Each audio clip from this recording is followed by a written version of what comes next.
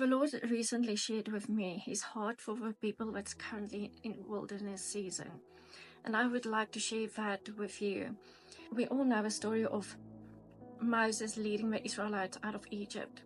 And recently I went back and read the story again. And what stood out for me was the Lord said to Moses, "Go tell Pharaoh to let my people go so that they can worship me in the wilderness."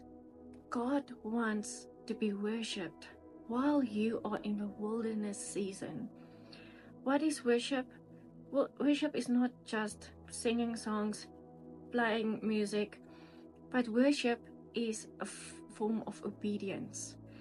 You can worship God by obeying his rules. One thing I want to add is you can't shorten the wilderness season, but you can lengthen it by disobeying the Lord. The wilderness season is your training field. It's a very important season. Everybody goes through it. While you're in that season, ask the Lord, what do you want you to take away from this season and what you need to learn in the season? One thing is for sure, he wants you to have faith, but he will be there to provide for you. The Lord told Moses that he's going to send him to speak to Pharaoh, but he's going to harden his heart so that the Lord can show all these miracles, so that the Egyptians can see that God is the one true God. Sometimes the Lord hardens people's hearts so that the miracle can be bigger, can have more impact. So when you try to reach someone and it is hard, don't lose hope, because the Lord is going to do a much bigger miracle than you expected. Have you noticed in the story of Moses, how when they went out into the wilderness, how the Israelites started to complain to Moses, "Moses, we don't have food, we don't have water." There were a few days, but they didn't see any provision from the Lord. Even though they went through the Red Sea, they saw all those miracles the Lord have done to get them out of Egypt. Even though the Lord has protected them and took them out of Egypt, they had still unbelief that God will provide for them during their wilderness. And that's how we sometimes are. In the past, the Lord has provided for me so many times, and I know he will provide. But once I'm in that wilderness season, when I feel lost and don't know where I'm going, I answer, "Lord, where are you? Why have you left me? You said he will direct my footsteps, but I'm out here alone by myself." But in the meantime, he's walking behind me, protecting me from behind, because I don't know what's coming for me.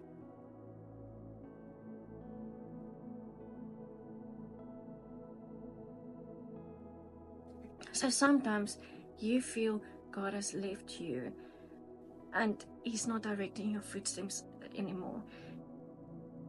He is behind you, protecting you from enemies coming towards you. He's busy trying to confuse them. He's busy hiding you away from them. During the wilderness season, you get tested. Your faith gets tested. He provided everything they needed.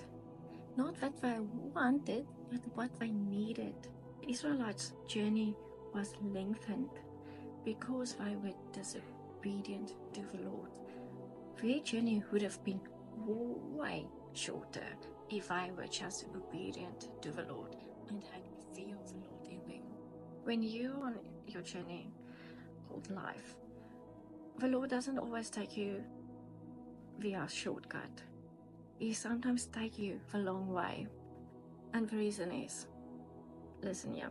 In Exodus 13 verse 17, it says, "When Pharaoh let the people go, God did not lead them on the road through the Philistine country, though that was shorter, for For God said, if they face war, they might change their mind and return to Egypt. So that's why God is not always taking us a shorter route. He's taking us through a long journey, because He knows when we will face any difficulties, we will want to turn back and go back to where we started from. Even I wanted to return this week where I started from, and because things just got hard. But I knew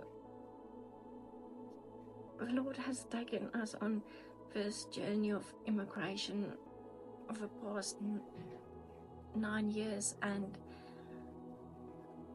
it would be such a waste to go back now and go back to where we all started.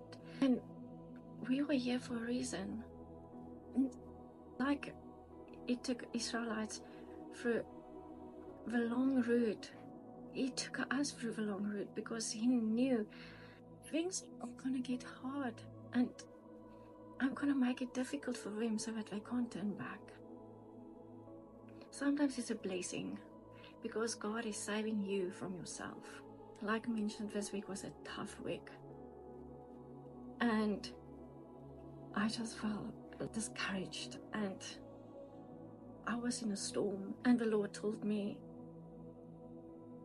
I'm telling you to step out in the storm, because once there's a storm, my flight or fight instinct kicks in and I go hide, and I just like, no, this is not for me. And the Lord told me, step out in the storm, speak to the storm, speak to the mountain, address the mountain. And the Lord told me, beware of the words you speak when you are in the storm. Do you speak life or do you speak death? Like I told my husband this week, we're screwed. And we're not screwed. God is providing, but I spoke death. And the Lord said, no, you better speak life. Speak life to your situation. And I hope this word will encourage you if you are in the wilderness season. The Lord is there with you. I want to say one thing more. When you feel God has left you, He doesn't give you direction. Sometimes He gave you the authority to move. You are His child. You've got the authority. In Exodus 14, verse 13, Moses answered the people, do not be afraid. Stand firm, and you will see the deliverance the Lord will bring you today. The Egyptians you see today, you will never see again. The Lord will fight for you.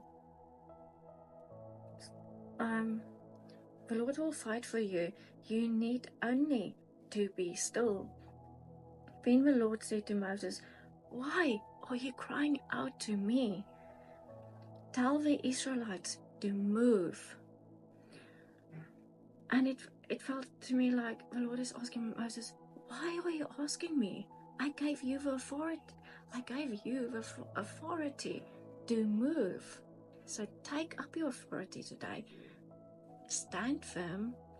Be still, knowing He is with you. Comment down below if you are in your wilderness season, and if I can pray for you. For those who watched all the way to the end, thank you so much. You're amazing. Please subscribe and like